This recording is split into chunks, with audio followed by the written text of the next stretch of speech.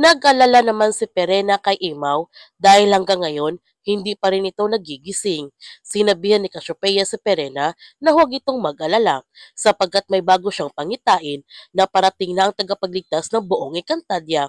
Dahil sa pagkakataon na ito, isinilang na si Terra. Lumaki na nga sina Flamara at Adamos at patuloy pa rin sila sa kanilang pag-iensayo. Alam ni Anaka na maaasahan ang taga Minayave dahil malaking utang na loob nila kay Metena.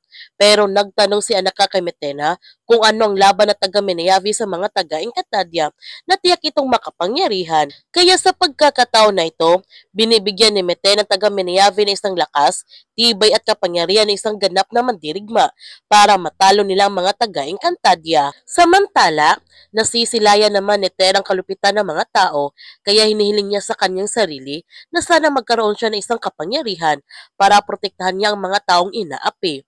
Kahit musmus pa lang siya, nag-iensayo na siya nito para sa kanyang paglaki, siya ay maging superhero sa mundo ng mga tao. Ngunit hindi niya alam na hindi lang ang mundo ng mga taong nangangailangan ng tulong niya, kundi pati na ang buong Encantadia. Kaya huwag natin palalapasin ang kapanapanabik na mga tagpo sa Encantadia Chronicles Sangre. Kung bago ka pa channel ko, don't forget to like, subscribe, and click notification bell para palagi kang updated sa mga videos in-upload ko. Thank you for watching and God bless to everyone!